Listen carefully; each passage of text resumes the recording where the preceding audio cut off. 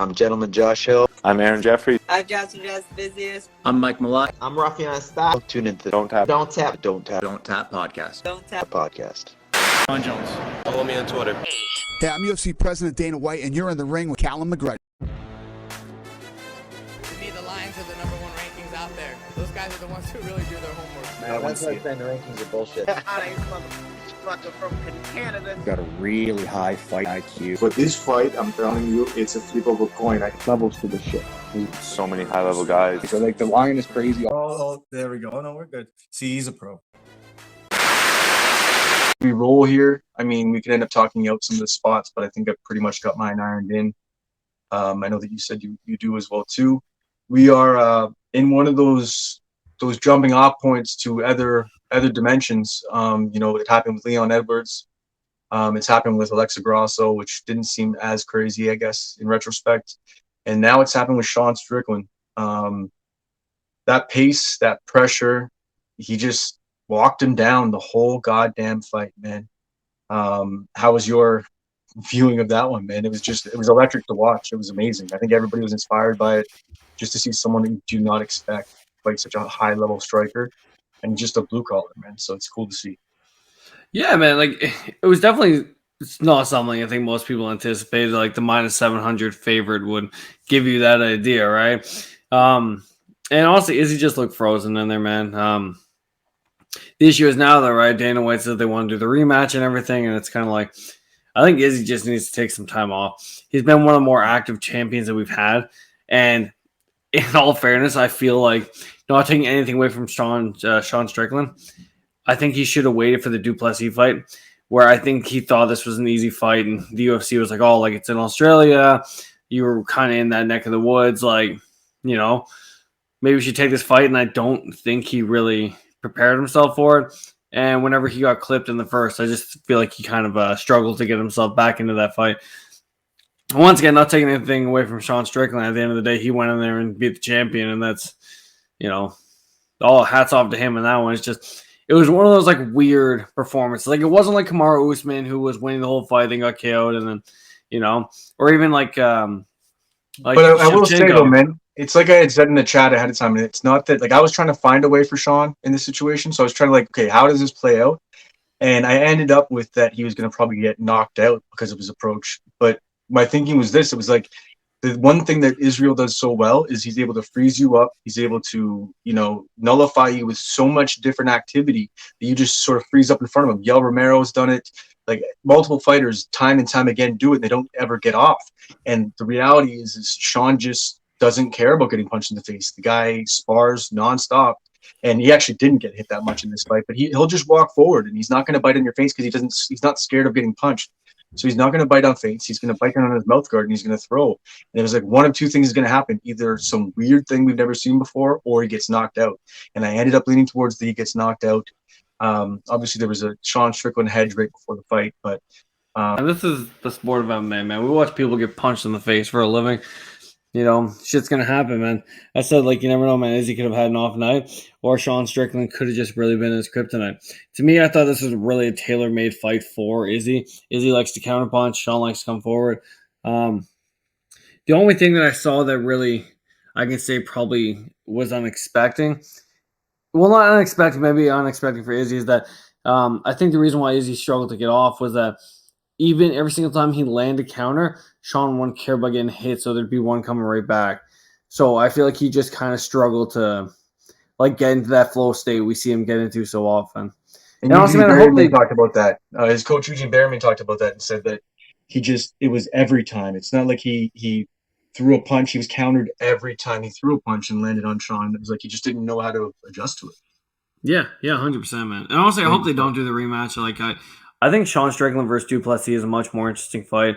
I said, man, Izzy's been the champion for a while on and off, and I think it's probably good. The guy's got lots of money. Take some time off, recollect your thoughts, see what you still want to do in the sport. So I sort of like to see Sean defend his belt a couple of times, just to have him as the champ for a little while and just have fun with it. Obviously, I don't agree with a lot of the stuff that he says, and I don't even know if he does really. He just says crazy shit to say. But yeah, I think he's kind of taking the Colby Covington route, to be honest. Like, I don't Like, if you watch Sean Strickland prior to his accident, like, he didn't talk any of this shit. And then I think that accident kind of made him realize that, you know, if he wants to be something in the sport, he's got to make a little bit more of a name for himself. And the reality is we've seen this work time and time again, right? Because at the end of the day, like, it's not like, not to say he's a shitty fighter. It's just like he's not like going in there throwing spinning wheel kicks. Like, he's not somebody who would say like overly exciting. He's fun, he's brash, but people watch him because of the things that come out of his mouth. Yeah, 100%.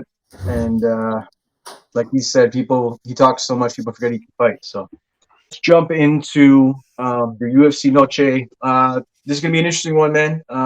There's some good spots on here. There's actually a couple sort of close to pick'ems, a couple plus 105s I sort of like out there. But if we're looking at it, I may have to hang my Homer hat. I may have to just bite the bullet, hear all the bullshit, because it's pretty hard not to go with the dog that I'm looking at this week. So I'm going to let you take it away with your first spot, and then I will jump in right after. Yeah, man, this is kind of an easy one for me. I'm out of town for this weekend, so I'm picking my spots lightly. But I'm going to go with Roman Kopylov just right off the bat, man. I think that's probably is probably my most confident pick on this card. Whenever it comes down to Josh Fremlich beating Jimmy Pickett does absolutely nothing for me. And beating Dumas, yeah, whatever, he's coming up and he's looking good. But as somebody who's back Cody Brundage 100 times, you know, he ain't that good either. I think Roman Kopylov is really coming into his own. We saw him kind of have a slow roll to start in the UFC. But now the way he's coming out and just putting his striking together, the guy looks like a complete animal. And unless Josh Fremlich could really get takedowns off, I do not see where he wins this fight. He's going to be at a heavy disadvantage on the feet.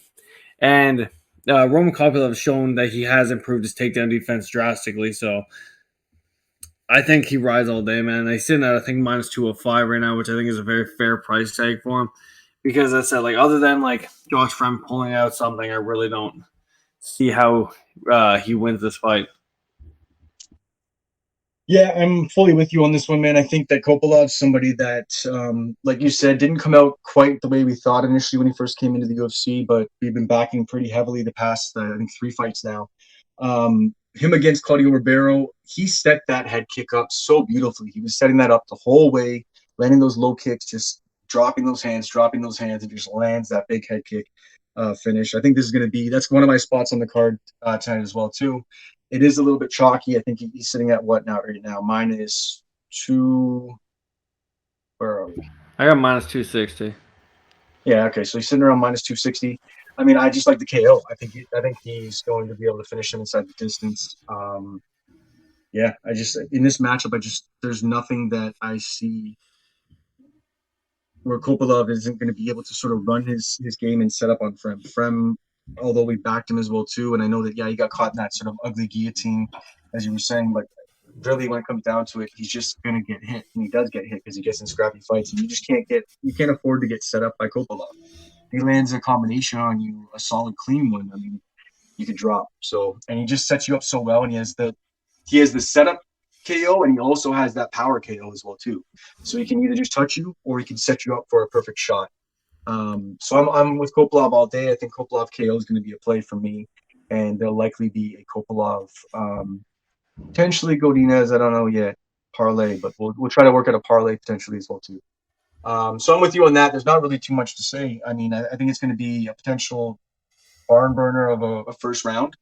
You're going to see Frem try to grapple and mix it up. I just think Kopylov's going to land bigger shots. And even if it were to go the distance and we miss the KO prop and you have him parlayed, I think he wins the decision handily with just landing big shots and having big moments. So I'm with you on that. Kopylov will be our lead play of the day or of the week.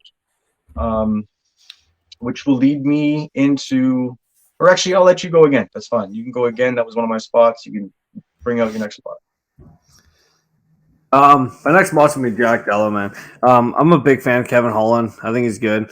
But I think this is one of these. I said this about Tyson Pedro. Unfortunately, I wasn't on the podcast last week. But in our group chat, I was talking about it where, like, sometimes people go out there, man, and they shit the bed in a performance. Don't get me wrong. Jack Della didn't win or didn't lose his last fight. But he came as close to losing as he was going to get. Like that fight could have gone either way. And I think this is just one of these buy right spots. As I said, man, Tyson Pedro was the same thing last week. Like, because he put on that terrible performance, people thought Tricoli was going to come out and murder him. And, sometimes you can buy low on people. And that's how I feel about Jack. I think that he'll have, obviously a very good striking advantage here. And unless Kevin Holland can implement some sort of wrestling, which, he could, but I don't see it. I think Jack Della's wrestling is going to be equal as good as well. So, to me, this is a buy low spot, man. I would set Jack probably closer to minus 180, minus 200 if it was me. So, I just don't know how he finishes it. I don't know. I see this fight probably going 15 minutes, to be honest. I mean, Kevin Holland on one side has shown that he's willing to fight wherever the fans want him to go or wherever he thinks that the person at cage side wants him to go. And that's unfortunate because I'd love him to fight where, he wins. And although his striking, I think he actually does. I think he can have those big moments with knockouts and he can look dynamic and crazy. He leaves himself pretty exposed in his striking as well, too. Head open quite a bit on some of the shots that you could see in his last couple of fights. For me with Jack, though, the only thing is that last fight scared the shit out of me. So, with a guy that he was supposed to likely beat, and I get that it's more like an intensely grapple heavy, a really solid grappler that he faced. If Kevin Holland did want to implement a grappling game plan, with those limbs, it could get sketchy and sweaty. So for me, I can see where maybe I'm having a little bit of a recency bias situation where I'm thinking maybe Jack's just. Kevin's probably going to play into a striking battle. I think Jack's more precise and more deadly with his strikes. So I fully see exactly what you're saying. It's just that wrinkle of if the grappling comes into play, because Holland really wants to win a fight and realizes he can take the smoke away from Jack. Jack didn't look that great in his last fight, to be honest, man. But still, even in a grappling situation, he can still land some big damaging shots on the feet.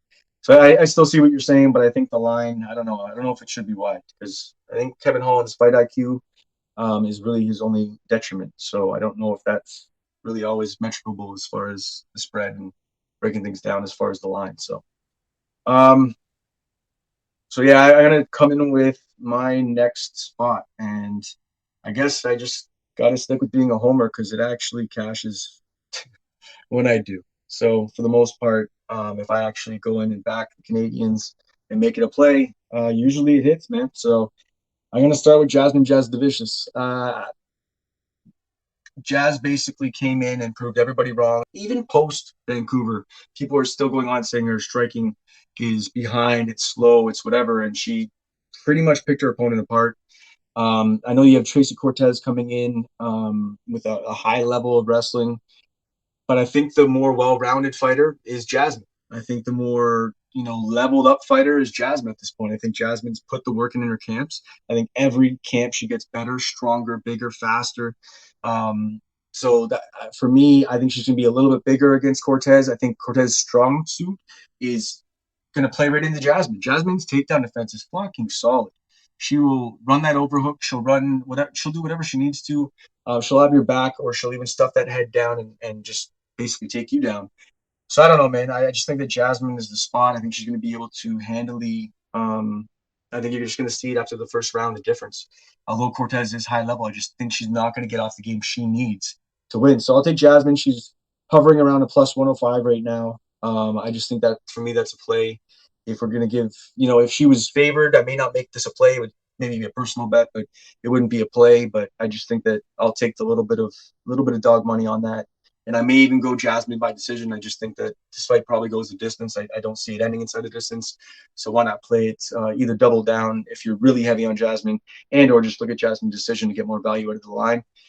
Because both these ladies, I just see winning either. It's going to be one or the other. I think if Cortez wins, it's a greasy decision. I think if Jasmine wins, it's just dominance. And we're going to see the difference right away. So, we can't just call her the wrestler anymore. She just mixes everything up so well. All those things in between wrestling, in between jiu-jitsu, in between striking. She's able to tie all those things together so well. And for me, I'm going to put my homer hat on huge with this one and back the home girl. Let's do it. Jasmine Jasudavicius. What's your next play? Well, come in and talk. Just to touch on this one quickly. Yeah, dude, honestly, to me, this is like the best live betting fight of the card because you don't really know how this one's gonna like. Not to take away from either one of the girls, man. They both have relatively similar styles to me. Yep. And I think they're both probably going to try and grapple because as much as Jasmine, I'd probably say is the slightly better striker. I don't think either one of them's like overly comfortable on their feet. Like I think they'd rather be in a dominant position. Yep. So I think it really depends on who can land takedowns, and it really depends how they look on the feet, man. Like it's such a highly versatile fight because we don't really know. Like I said, we saw Jasmine come out and do what she did to Miranda, and if she can take down Tracy, yeah, it's going to be her all day. Yeah, see, that's where I see it. I don't know if I see. I don't think Tracy can stuff her takedowns, but I think Jasmine potentially could stuff her takedowns. I think that even that extra height and that size also helps with that too. She just leans on girls. But yeah, sorry, keep going. Yeah, and like all their stats are like I said. I tried to look into this one, and it's just all their stats are pretty much the same. Like Tracy Cortez lands 2.8 takedowns, where Jasmine lands 2.2. So they're both roughly landing 2 takedowns. 48% takedown accuracy to 44 for Jasmine. But then Jasmine's takedown defense is 78% to 71. Like they're very, very evenly matched. I think that's why. I think regardless which way this line flips, people are going to keep betting at the other side. Because that's the value on this one. But I'll lean Jasmine too, man. I think she's more on the up, where Tracy's a little bit more on the decline. But I fully see what you're saying. Wherever the sort of plus money would hit, where gamblers going to be looking one way or the other on it, because they are pretty evenly matched as far as certain things. But I just think the wrestling, there's going to be a little bit of a notch in that defense there. I think that's going to be the difference in the fight, to be honest. But I'm with you. Okay, so let's hear your next spot on the card. Yeah, I'm just going to throw one out there, man. I'm going to back Daniel Lacerda in this fight. I think that this fight should be a little bit closer to a pick-up. I think the reason why people are going heavy against him is because he's lost 4 fights in a row. But there's a reason why the UFC keeps him around on a 4-fight losing streak. And a lot of those fights, man, he was always coming close to winning. When if you look at Charez, he had that fight with Tyrod, which obviously is a complete animal. But other than that, man, he's beating very, very low-level competition. Like, you're talking Gianni Vasquez, 8-4, Robert Guerrero, 5-7. Like, the competition that he's facing isn't good. And the only times he's taken steps up, he lost to Clayton Carpenter, which, we'll see more about. And then lost to Jesus Aguilera. Like, every single time he's taking that one step, man, he's finding himself getting finished or beat. So I think that Daniel Lacerda is just going to be able to come out here and take him out in the first round. I think this is where he finally gets that finish in the UFC that he's been trying so hard to get. And hopefully we don't see a repeat where we had CJ Vergara literally start a marathon in the middle of the cage. Yeah, I can't get much behind you, brother. I know we sort of talked about going over dogs, and I was trying to justify my way off of being a homer for the dog. And we were throwing around ideas, and I know Grasso's sort of maybe the obvious play and everything else. And we're looking at Lacerda, but I just can't get behind it, man. He's just been a guy that I've almost started every cap, like almost on the other side already before we even began. I know that's bad to do that, but I just think that he's so chaos or bust, but he just doesn't quite put it all together at this level.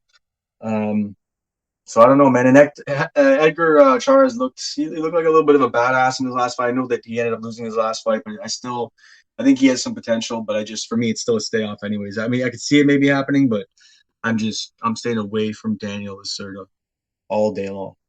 I can't do the 4 strikes, and I mean, either you know where the bodies are buried, or you're sleeping with someone, or no, I'm just joking. But I mean, the guy's chaos. I know that's why they have him still around, and I mean, I guess chaos as a dog isn't necessarily always a bad thing, because chaos can usually come home at some point and land where it needs to land. But I'm going to stay off of that one. But and looking for dogs, I can see where you still wouldn't want to back the dog I'm going to bring to the table.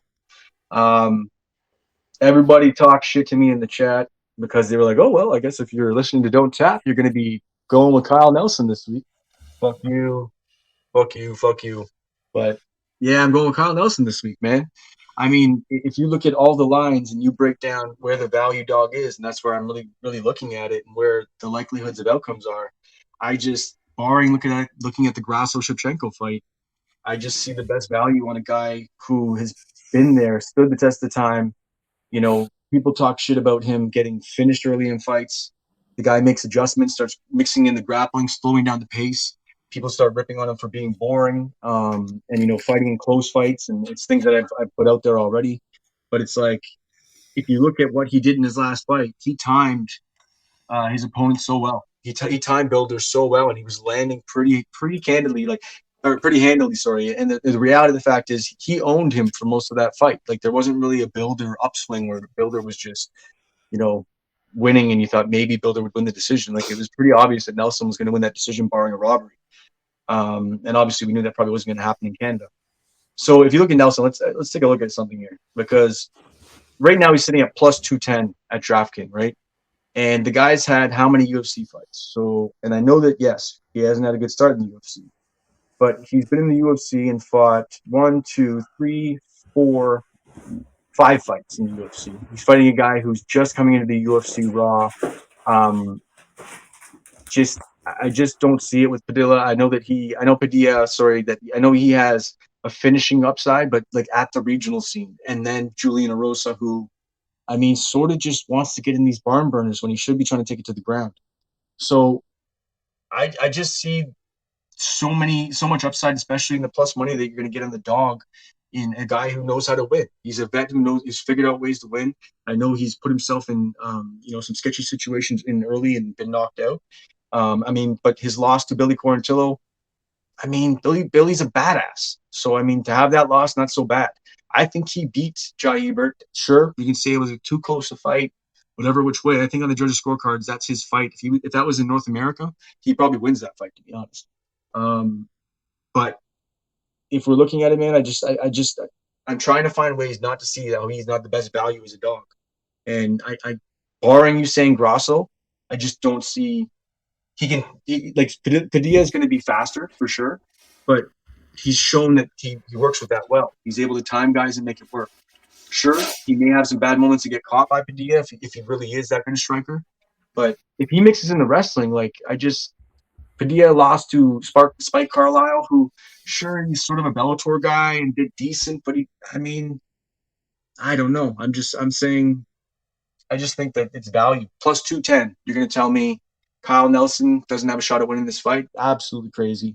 I think he has a lot more upside, especially if he wants to mix in the wrestling in this fight. So I'm going to go with the guy who's more proven, whether it's a losses or wins it, but he's at this level. He's fought at this level. He's stepped in the cage time and time again. He's a seasoned vet compared to the other kid. And I'll just go with my bias homer-ass play, and I'll take my ball and go home. Yeah. Once again, not that I could disagree. I think they put a lot of fights together on this card for the sake of having, obviously, the Mexican, people win.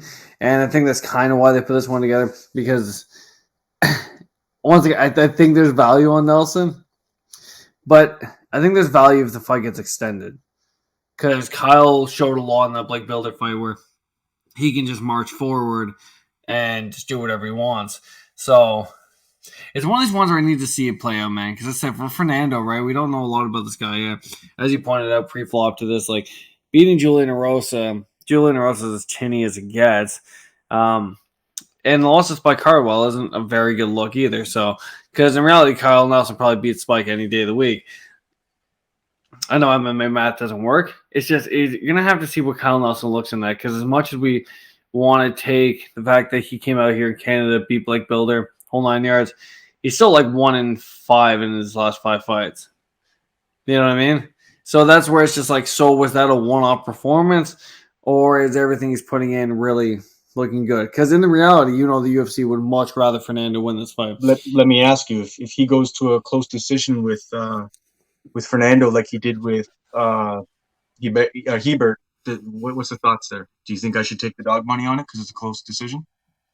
I don't know, right? The other one was in the UK, right? In Kyle's head, he's won that fight, right? So I know that doesn't matter to neither here nor there, but that's a judge's decision that was so goddamn close. So it's as far as looking at that one as it's a bad loss, it's Yeah, he didn't lose. He's got in his head. He's got momentum. He's had 2 positive camps, and this is straight from the horse's mouth, right? He's had 2, solid camps, and then comes out and really performs in his last fight.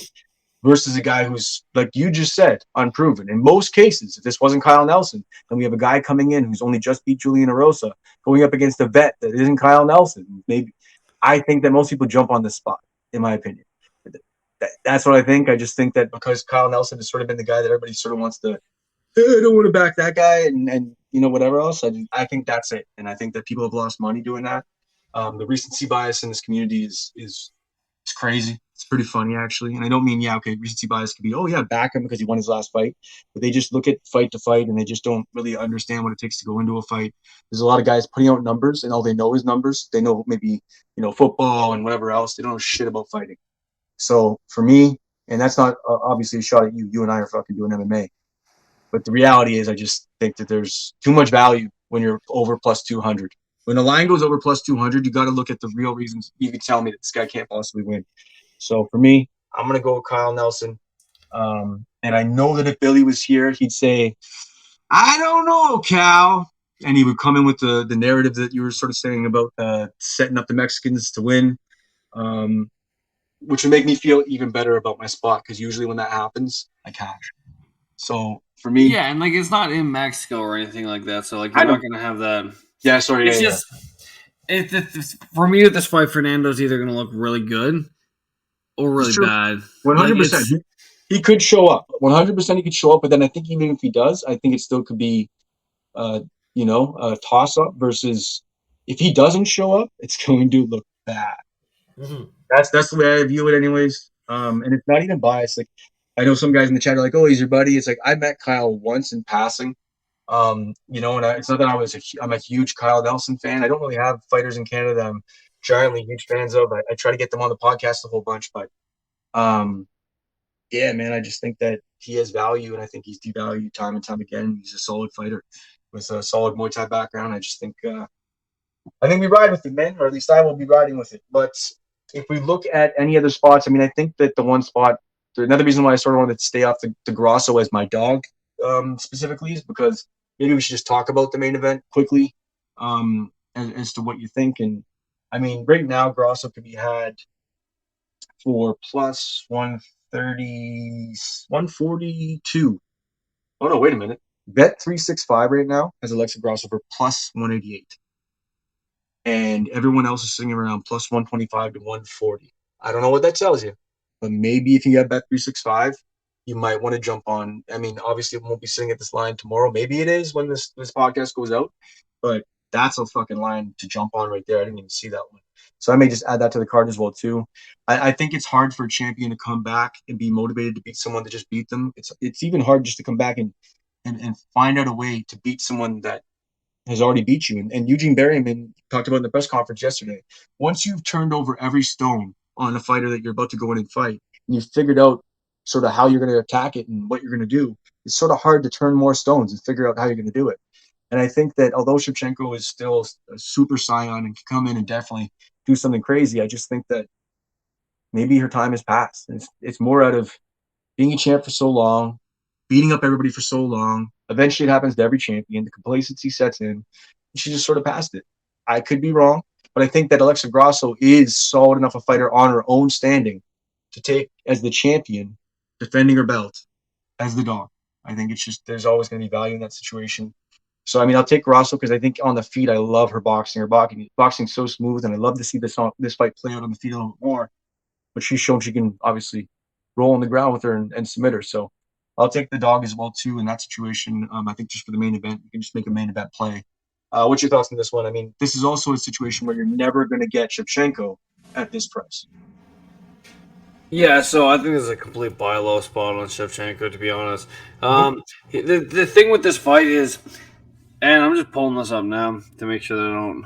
No, it's good we talk about this because that is another way to look at it completely. I'm thinking there's value on the champion against the returning former champion, but this is also Shevchenko. You normally get it minus 1,400, minus 900, and you're getting her for minus 155 is the best line right now. Yeah, I didn't go back and watch the fight to begin with, but yeah, so On all three scorecards, Valentina was winning that fight. All three judges gave the first round to Alexa. I said I didn't personally go back and rewatch the fight before this podcast, so I had to watch how close that first round actually was. But thinking back to that fight, so the thing with Izzy, right? Like Sean Strickland beat Izzy, like there's no doubt that was unanimous decision. Shevchenko threw a spinning thing and Alexa jumped on her back. Like at the end of the day, from what I recall, like I don't find the momentum wasn't changing. So I don't think they're gonna approach this in any way, shape that they did prior because they did what they had to do. They were winning the fight. And if the 2 rounds going forward went the same way that first 3 won, they were winning anyways, right? So it's kind of.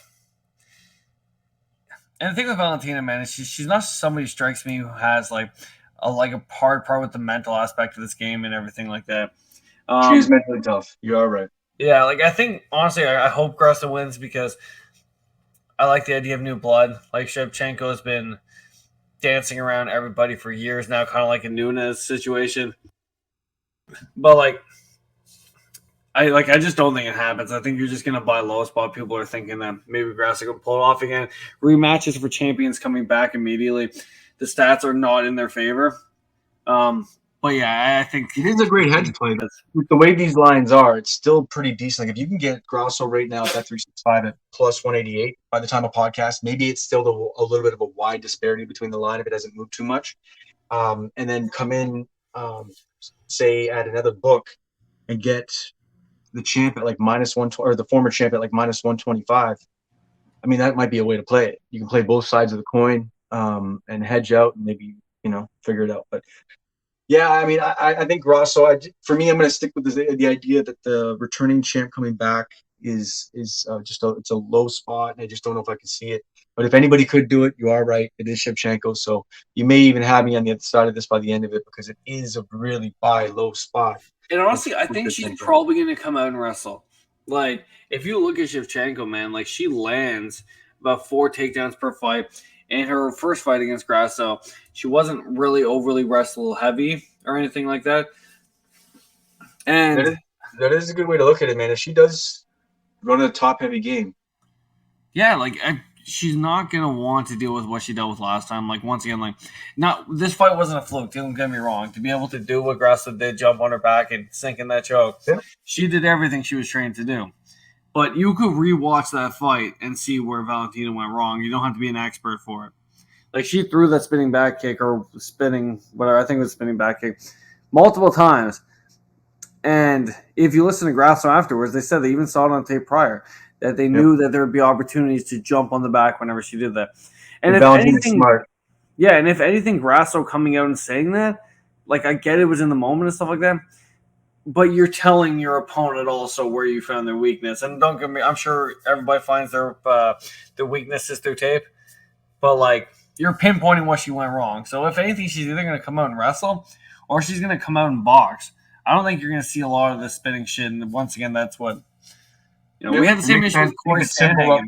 Keep it simple up top, and then mix in the wrestling and try to get the dominant position in the wrestling is a smart way to sort of beat Grasso, because if you get her on her back, it's not that I don't think Valentina needs to worry about her armbar. No. That's not a thing he needs to worry about. The back is really the problem, or a guillotine potentially. And that choke was sunk in before she knew what was going on. Yeah, it was definitely so perfect. Very opportunistic. Yeah, by the time she had a chance to respond to it, like all these fighters, man, especially at this level, like their jiu-jitsu is so high level that if they're in that position, like you're not getting out of it, right? Yeah, 100%. I'm with you. So, I mean, I don't know. Maybe if you go back and have fun on this one, I think back and forth, I could change my play by the end of the week, but I may stick to my guns. I just love Grasso. I think that if it stays on the feet and Shevchenko actually does want to just box it out, she really is going to have to do what you said. She'll have to mix in that aggressive offensive wrestling. She's going to have to take her down and be in top game, because if it's on the feet and it's close, I mean, she may not get the edge if it goes to decision. So, all right. And no two fights are the same, especially in a championship setting. People change things up quite a bit. So we'll see what happens. Okay. Now, if we're looking down the card, Is there any potential for a parlay that you're looking at? I like Kopylov in a parlay. If you were to mix him up with, I know Loopy has scared people at times, but I think this matchup is just perfect for her with Elise Reed. I think she's going to tune her up on the feet. I know Reed's solid on the feet, but I think that just enough to get in to mix up her wrestling and grab her and put her up against the cage. I know Loopy at times just sticks to the striking and gets scared. Why not mix in the wrestling a little bit more too? But I think we're going to see some wrestling at this point. I don't know if you don't want to parlay at -400. I get it. We can look at another one to go with it. But Elise Reed is just. I think this is it for her. What's your take though? What do you think? Doesn't have to be that one for Kopylov, or who do you think you want to add? Yeah, no, Loopy scares me, man. -475 on a fight that's probably going to go to a decision. It's Gracie. Another fight that I like Daniel Zellhuber. If you do Daniel Zellhuber and yeah, let's do it. I'm with it. The only reason why I was hesitant to even bring this one up is just because I was so high on Ignacio Bahamondes. I know they're not the same fighter, but you got these young, slick strikers that come in there, and sometimes, man, like they just. But I like once again, I think Jagos isn't really that good either, man. 23-10. So I think Zellhuber rides all day, and that fight will probably get you close to plus money. So if you want to just put those together, so what is that? So we got Zellhuber and Kopylov. I'm staying away from Rosas Jr. We were on him last time, failing Billy on that one, and that did not work out well. So what is that line sitting at with the two piece? Yes, we haven't done a Donttap parlay in a while. Yeah, no, it's true. And this card, man, I don't want to say it's good for it, but last card is parlayable. Yeah. Dude, I don't know what it is, man. I always lose money on like the big, like these small cards are where I make money. On the big cards, man, like I don't know, like I chase value so much and I just fucking get burned, man. Why doesn't Best Fight Odds even have this? What's that here? Kopylov and Zellhuber together is what? -116. Yeah, I'm with it. -116. Daniel Zellhuber and Roman Kopylov will be the Donttap parlay of the week. My spots and my spot and Nick's first spot was Kopylov. I think my prop is going to be Kopylov by KO as well too. So that'll be the only double down I do with Kopylov. Is that sort of how you were going to play him singly as well too with a prop by KO? Yeah, by KO for sure. And then we'll parlay them up. So I'm with that. I came in with my second play. I'm going to go with Jazz, man. I think that although depending on where this line was, I was like, I wanted to take her at dog money for sure, but I just think that the one thing Cortez does really well, Jazz is just going to do better. I think the momentum is on Jazz's side. So for me, I'm going to go with the homer play on that. I got a couple homer plays this week, but I'm going to go with Jasmine Jasdavicius. And then your next spot was Jack Della. As I said, man, once again, I think you can always capitalize on these buy low spots. Jack Della, to me, is going to be a top 5 contender very soon. And I don't think you can take too much away from his last performance. It's short notice, you know. And what's that line right now? You said buy low spot? What's the best line? -130. -130, where could it be had? DraftKings. DraftKings -130. Jack Della Maddalena will be one of Nick's plays this week. And then my last one on the card, man, I tried not to be a homer because he's a Stony Creek boy. I mean, that's where the podcast is based out of, right? But for me, I can't not back Kyle Nelson in this spot against Padilla.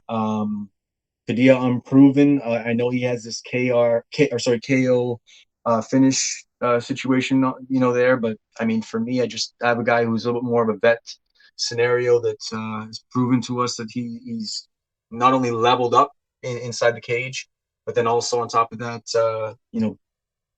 we paid off, what was it, plus 200? I think plus 210 last time. So he was just hovering around that spot. So I'm cool with Kyle Nelson again. I just think that he's going to be able to make this either one of two things happens. But he's going to show up and look decent and show out a little bit, but I think that it's still going to be greasy. Or Nelson's just going to be leaps and bounds ahead of him, and he's going to beat the shit out of him. And I think there's just a little bit of recency bias right now, and the guy just doesn't get love. So I'm going to take Kyle Nelson as my dog of the week. And then your last spot was? Daniel Lacerda. one more time, we will go back to the well with the guy that's on a 4-fight losing streak in the UFC. Hopefully this doesn't turn into another Dalcha or Cody Brundage, because my record of backing guys over and over again, not great. But I think this is the one. I think we're good with this one. Nick Eagle, president of the Dolce Lungamula fan club and Daniel Lacerda fan club. I like it. I like it a Back to the lot. well. Back to the well. We'll get ready to live bet in that one because he's probably going to come out like a hellstorm and then lose in the second round. Probably how it's going to go. It's okay, though, because I get people talk shit about my picks, and that's okay. We also want picks. And then lastly, I'm sort of leaning Grasso in the main event, and you are leaning Valentina Shevchenko more on the idea that, it's a buy low spot for a savvy vet who was pretty much winning the last fight until she wasn't. I mean, Alexa did plan for that. You didn't discredit that at all. She sort of catches her in that situation. I'm going to go with the actual champion to snuff out the, former champion as she returns and tries to take her belt back. So I think we've hit all of our spots. Is there anything else besides calling it a day? No, seems good for me, man. One last thing I will say is Dan Ige versus Bryce Mitchell next week. Dan Ige right now is a plus 124, and I feel like that line is not going to be there for a while. He's a what? Plus 124 against Bryce Mitchell. Why? I don't know, man. Dan Ige's got some of the best takedown defense we've seen in the UFC. And on the feet, he's going to murder Bryce Mitchell. What has Bryce done lately? Am I confused? Am I not remembering that Bryce Mitchell is on a winning? Is he not on a losing streak?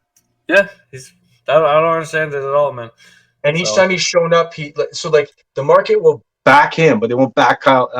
This is where I almost makes me want to not do a podcast anymore because that shit just grinds my fucking gears. Proves that sometimes people just don't know what the fuck they're doing. But yeah, I don't know. Bryce Mitchell's shown that he's a monster in the grappling, but if Ige hits him once, he's also shown that he'll just pack up his bags and go home so he can make hardwood gun cases at home in the woods. I don't know. We'll leave it there. It's a great one to put out because I'm going to hit that right away. I think that'll be one of our early. That'll just be the early spot. I'm going to put that out actually as a little ahead so people can jump on that line immediately. I'll make your early pick. Nick's early bird pick. That's it. Okay, brother, I'm going to let you go because I know that you have to. I really appreciate your time getting this in early. So a couple people coming in on the podcast, I'm just going to do it. And if I burn myself, I burn myself. I was talking to Eric Nixick prior to going to Australia. We were going to try to get something done while he was in Australia, but I was like, no, you know what? I'll get you when you come back. I would rather be able to sit down with you a little bit more and have some time. So I'm hoping to have Eric Nixick at least in the next 2 weeks on the podcast.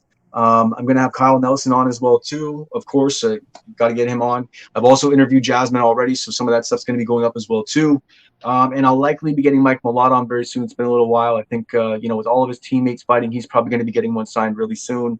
We saw Diana Belbita going up against Karolina Kowalkiewicz. Can't even say her damn name. You know who I'm talking about. That is just age versus youth. That is grit versus just monster in Diana Belbita. So I'm going to be jumping on that line for sure.